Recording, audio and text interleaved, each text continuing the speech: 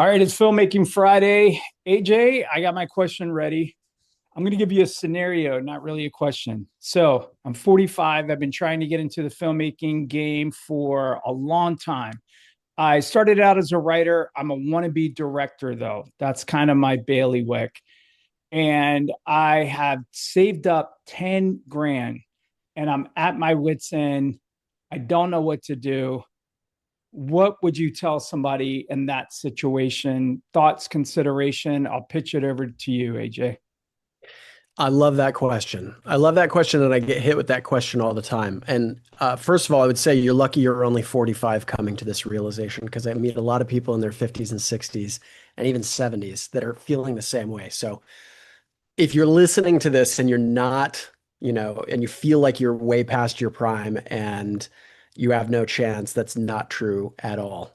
And feel lucky if you're not 45 yet and you're already feeling that way. The question that I would pose to you is first, can you exist without making film?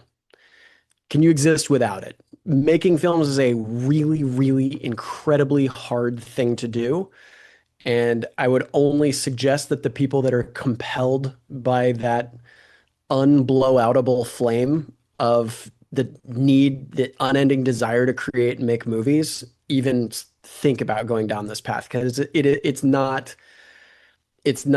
a black diamond. It's not a simple road at all. Um, and then I would ask you what your goals are. Like, you've got 10 grand.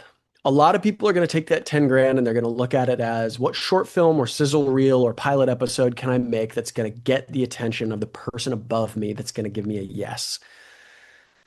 I think you should look 5, 10, 20 years into the future and say, where do you want to be? What do you want to be doing? Not the realistic version, not the I want to climb the ladder and be the PA and eventually make it as the director, but like I want to be calling the shots at Warner Brothers. I want to be directing. I want to be, show running for Netflix. Like, if that's your goal, how do you reverse engineer a project you could make right now with that $10,000 you have in your hand that's going to unlock the door 20 years from now and work backwards? So I think a very unpopular or unspoken phrase in the film industry is film career strategy. I don't think anybody really thinks about it that way. Most filmmakers I've talked to in 8 years of growing One Grand Film and interacting with 14,000 filmmakers at this point is most people find an idea and they start chasing it down arbitrarily. They don't know where it's going to take them. It's a good idea, and so they think it's important, and they put all their eggs in that basket for 3, 4, 5 years, sometimes 10 years. And then when it doesn't happen, they either burn out completely or they find a new shiny object to chase and go down that same path. At that stage, you have lost a decade on average to waiting for somebody else to say yes to you. $10,000 is the average. I've had people spend $500,000. I had a poll. It's in my community. I've got a community of filmmakers. We're at almost 1,900 people globally. And inside it asked a bunch of very painful questions, but I was able to gather some data from that. And in 121 responses, $2 million had been spent toward movies that didn't get made. $2 Wow. million in an average of 10 years wasted. And so if you're 45 and you've got 10 grand,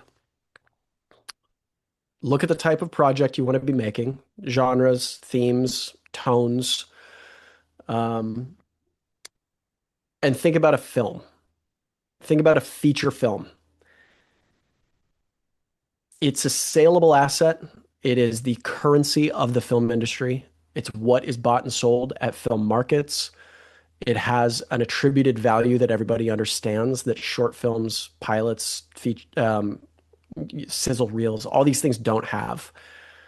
So you're building a product from the ground up, and you almost win on a technicality because you told a long form story. So you're making, a product that can be sold into a market. So then the only things you really have to battle are sustaining the audience's attention for 70 to 90 minutes. If you can do that, You can tell a complete story. It's compelling. There's good characters, and it's finished. You've executed to completion. You have suddenly separated yourself from 99% of everybody else that's out there just chasing their ideas around. Yeah, That is man. what I would do with 10 grand. Yeah, yeah. So I came across AJ on Facebook. I saw one of his ads and was very intrigued by it. He was comedic, it was funny. I liked it. He got me in. He does have a community on the school platform, I believe, and I joined that. And everything. Then I went down the rabbit hole of YouTube and watching a bunch of videos of AJ's and just became a fan because he was saying the hard things. You were saying the hard things. Things, I'll be honest with you, AJ, that I didn't want to be true necessarily. But deep down, it's like the moment you said them. And so my background is I have a master's in counseling. And I know sometimes when you hit those, you know, pointers deep down and something like fires off and you feel it, you know that there's some truth there. And it's things I've been thinking too. So I'm also a coach, and coach people. And I tried to steer them away from the sizzle reels and even the shorts and things. And you were just very passionate and specific. And I've even been on a call also where I thought that you gave some very honest but direct feedback to a gentleman who could have, kind of another coach could have given them the easy way out. And I thought you were just really good about trying to empower, yet encourage and challenge them to really move to kind of that feature film thinking. Can you maybe go into a little bit of your origin story? How did you get into this crazy thing? What was your, in a brief condensed timeline of things? Yeah, no, first of all, thank you for saying that. And thank you for, yeah, just kind of exploring my stuff and showing up in my community. Certainly a pleasant surprise. So thank you for Absolutely. that. I mean, 94% of my time right now, I mean, I guess it's a little bit less than that because I'm finishing two feature films that I shot last year. So I don't want anybody to think, a lot of people think like, the whole you can't teach. Yeah. Well, if he's running a community or running ads, that means he's not actually making movies. And it's like, no, Yeah. I've got two movies in post. Calm down. Sorry, just things I hear a lot on the internet. Sure. One grand film is the thing that I wish I had at the beginning of my career. I spent 12 years running down the same roads that everybody else runs down. And, you turn to YouTube and you get a whole bunch of conflicting advice and you try and put this like patchwork quilt of an idea together of what to do from all these different people. And I just wanted one source of truth. And so I'm not for everybody, and I know that, but I know that I stumbled upon the phrase "choose your church" recently, and I was like, I love that. I Yeah. can be people's church. I'm not trying to be a messiah, like not by any means. I want to be humble. I want to talk about my errors and the mistakes I've made to help other people avoid those mistakes more than I want to like prop myself up and pretend I'm, some whatever. And yeah, 12 years of writing movies, trying to get them financed, a $2 million film I chased around for about 5 years, thinking $2 million was a low budget. And then I just had to stop and ask myself, like, would I give me $2 million? Answer, it was a quick no. And you can ask yourself that question very easily. And it's like, why would somebody else take a bet on me that I'm not willing to take on myself? If I haven't made a movie, why am I out there trying to convince the powers that be that I should make a movie and I should use their money to do it?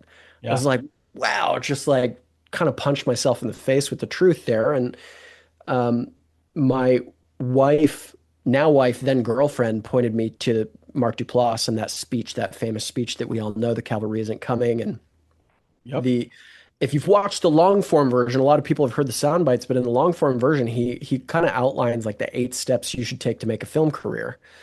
And step, I don't know, 5 or 6 or 7 or something is make a feature film for $1,000. And we went, okay, let's do that.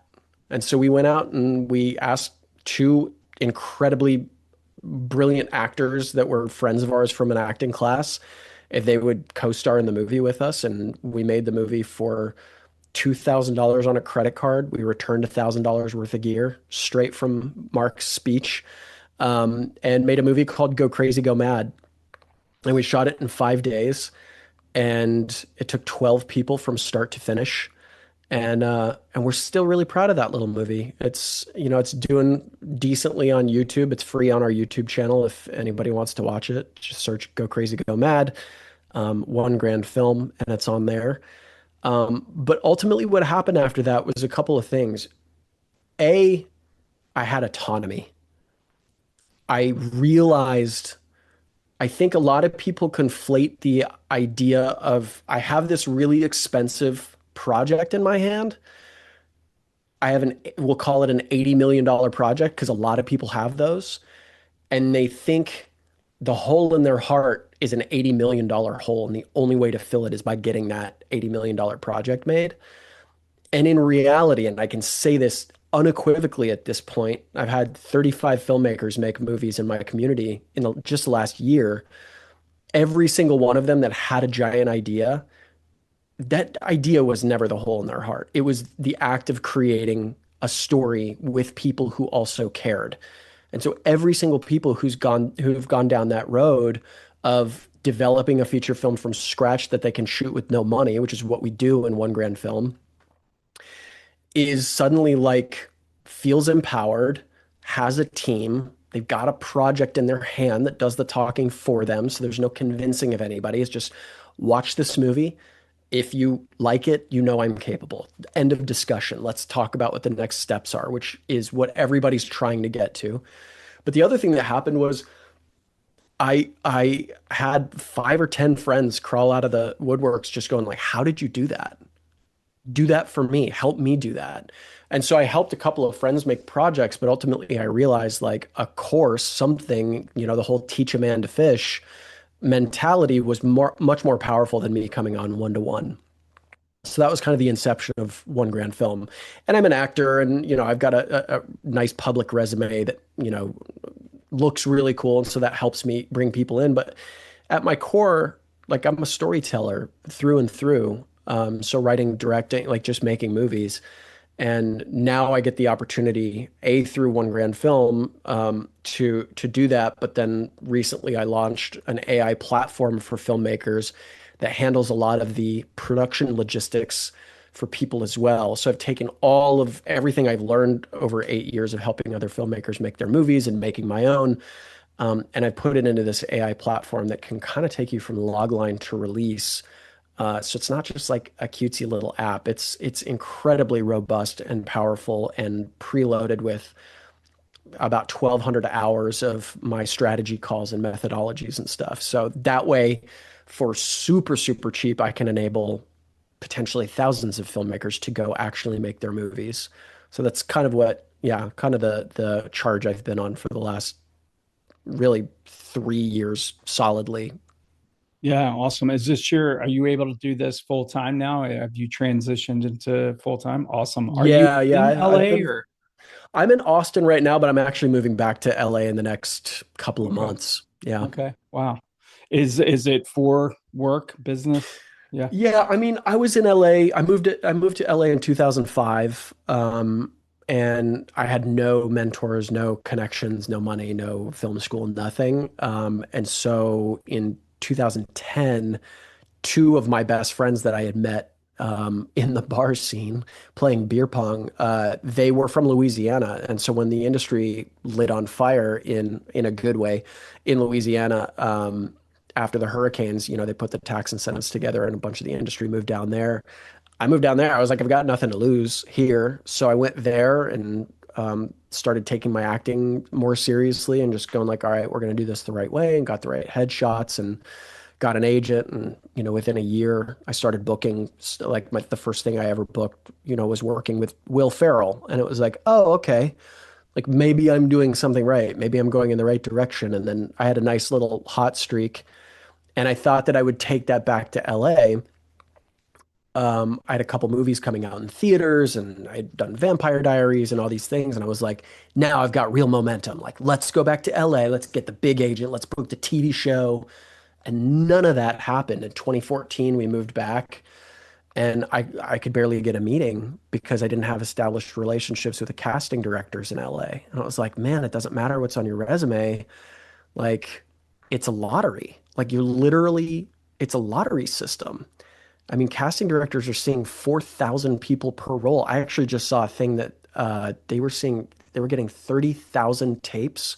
Oh They my got gosh. 30,000 tapes for one movie. There Oh were my gosh. six leads they were casting. They got 30,000 tapes. And it's Yeah, like, I don't even know. Yeah. I don't want to play that game. Like here and there, I'll Yeah. book things. I'm like, great, I'm gonna go work on that thing. And I get super lucky here and there. But like the autonomy of learning how to do it yourself and wake up every day Yeah. knowing that you're in control of what you make is just like, I Yeah. just want to give that feeling to everybody, you know? Yeah, no, I do know. Yeah, I know exactly what you mean because I too started out as an actor and then I was like, well, in between, I'm gonna learn to write because storytelling, etc. And really liked writing. I'm a really good first draft or I'm a really good second draft, but I'm not a really good rewriter of my own material. So I have a writing partner who's amazing. That's He doesn't amazing. need me, I need him, but he's fantastic. And then I produced by kind of default. Nobody was producing my stuff. And what I started to notice was if you look at any actor that has longevity in the business, they all are producers. They all own their own stuff. And I thought, there it is right there. That's the secret sauce because they know they're going to be out of favor at some point. But if they're now well established with their company, they can greenlight their own stuff. And, we're seeing that it play out in real time. It's still very much doing that. So when you were basically saying that, it was just hitting me and firing on all cylinders that is the path that people need to hear that people don't hear because I get inundated with requests too all the time. It's always financing, do my movie, how do I get there? It's like what you're saying is do a film because I mean I was just talking to another guy, AJ, and he was going to spend $150,000 on a sizzle. Oh, I'm I like, got one in my community who did that. what $150,000, sir, is a feature. Okay. That is Go a make feature. three movies. Like Right. go make three movies and see what three Yes. movies does for your career as opposed Yeah. to this thing where you still have to get somebody to say yes to it. It's That's right. crazy. Yeah. And it was all on the whims of he might get 2 million from, somebody was like, oh, well, if you show me that, then, and that's the elusive unicorn that people chase that they think that's the breadcrumb path. And I love that you're like screaming from the rooftops that that's not the path. I mean, people, everybody at some point we have to admit the lottery is won, but that doesn't mean that that's what you're counting on or banking on. The best thing that you can do as an actor, as a writer, as a director is to green light your own stuff. Go and just do the daggone thing. And like you said too, like the audacity of some of us to say, hey, trust me with the $5 million feature. I've never directed anything before, but trust me, I'm going to crush it. If you really think about it, if you go to the 30,000 foot view, really is just not a path. And so again, that's why whatever I can do to magnify your message, I want to kind of continue to do that.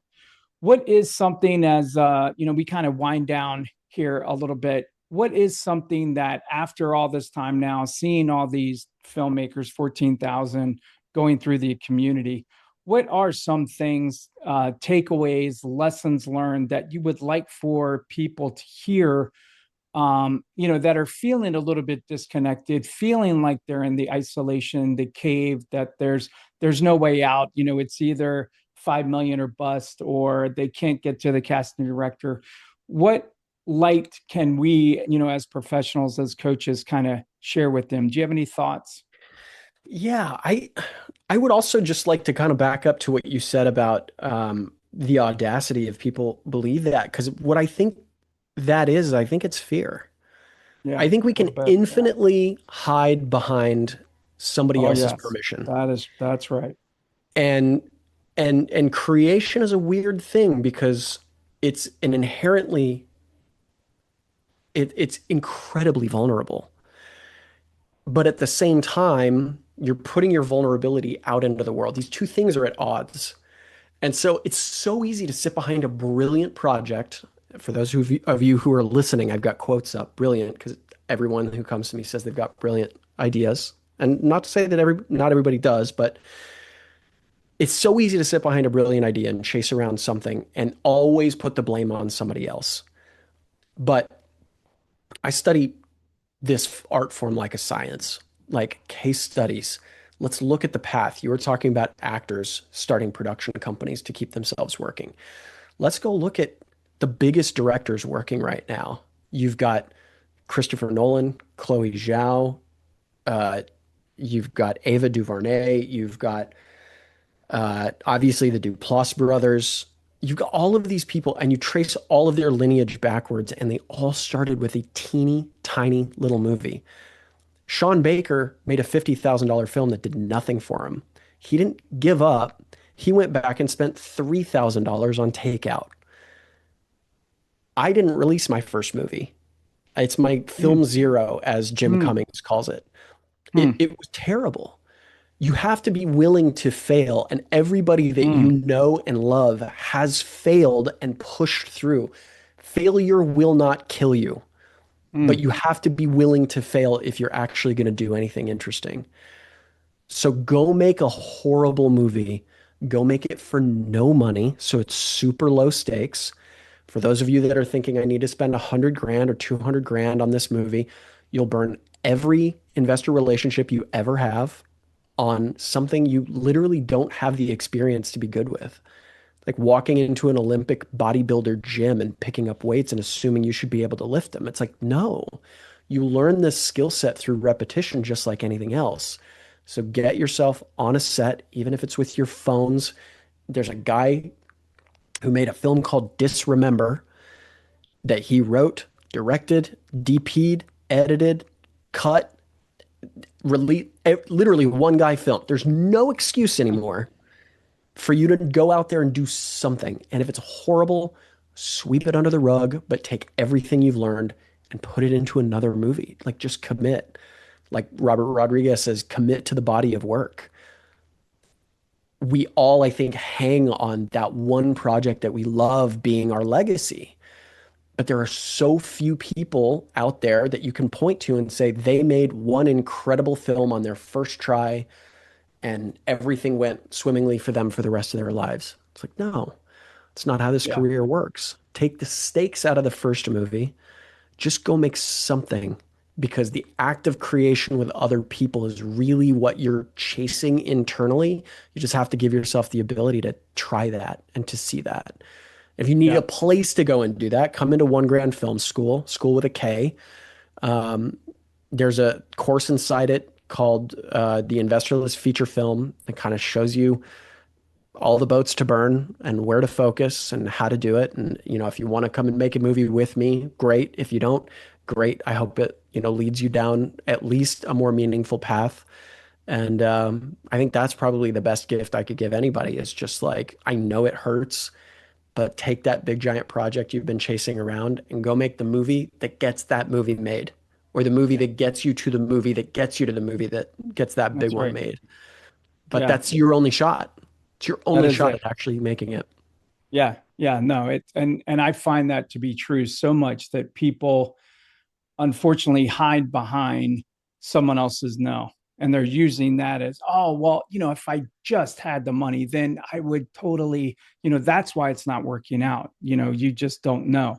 And like you're saying, like if you want to get the $50 million project, you got to start, you got to work it back, like you're saying. And you start with what do you have, you know? Um, like Rodriguez. I mean, I've got a guitar case, I got a turtle, Yeah. what am I doing? I'm gonna do this. And and I also love the failure part because not everything I've done has been home runs, but that's not what I'm going for. I Right. don't want to be a one and done. I want to, like a singer, I want to learn my scales. I want to keep going up. I want incremental improvement, and yet I reserve the right to mess up. the next time, even worse than the first time, because it is creative. You're swinging for the fences every time. I never go in thinking small. I'm thinking huge, but I'm thinking economical. Yeah. I'm thinking impact, I'm thinking big, and I'm going to go for it. But I'm thinking realistic. So where can people find you, AJ? You can find me at Instagram.com/1 grand film. Um, that's probably the easiest way. You can go to the link in my bio and see the links to everything else. Okay. The links are all basically the same: YouTube, Instagram, or just come directly to One Grand Film School, which is school.com/OG Film School. And yeah, jump into the community and share your story and see all the other supportive filmmakers out there that feel exactly like you do. I think the other thing people are missing is like the normalization that you can actually just go make a movie. And if you're Yeah. living in some small area, you're not in a film hub and you feel like it's impossible, just getting into a place where you can see other filmmakers doing it and have those Yeah. conversations in the light normalizes it, makes it feel like it's possible, and you get to see people, really doing it around you. And sometimes Yeah. that's enough to change the game in itself. Yeah, no, I love that. I mean, that's one of the things that it got me fired up. Admittedly, it got me fired up. I'm sitting there on my woes because I'm trying to level up, as we all are, and I'm trying to swing for that 2 to 5 million range. And Yep. there I am in the midst of it, talking to some high network individuals, and I started defaulting into, oh, here's why, and then I go to AJ's community, and suddenly, you're in the like, just get out there and do it. I'm like, dang it, he's right. I need to be reminded of that. I need to get out there, work within my means right now. It doesn't mean that those other conversations have to stop. Keep doing those, keep swinging hard. But if you want to create, there's nothing to stop us anymore. You really Yeah. can get out there and do it. And Yeah. there is something beautiful within that, just getting out there and creating. And then, like you said too, and I'll wrap it up, but you mentioned also people don't realize 80% of films wipe out in post. So be a finisher. You said that was one of the things. Did you finish? Is it a feature? You now have a product that's sellable, and that puts you in about 90%. It doesn't, you didn't even say if it was good or not. That's irrelevant. Just finishing and You win doing, on a technicality you just win on by a having like the technicality. finished product in your Right. hand. Right. And then if it's good, you're instantly It's separating yourself from the pack. it's yeah, it's like, okay, now we're, gonna do something. Well, brother, it's been great, man. I know we could keep going, but I won't hold you up. It's been a great conversation today with AJ Rome. I'll make sure I put stuff in the show notes. I appreciate you all listening, watching. Make sure you do subscribe, comment, just to let AJ and I know that you're out there. But I believe we're good to conclude our conversation with AJ. Thank you I so much, appreciate. Ron. Yeah, my pleasure, man. I'm so glad. Again, I know we could keep going, but I'm going to try to wind it down. I appreciate you all listening. Now get out there and make your movie.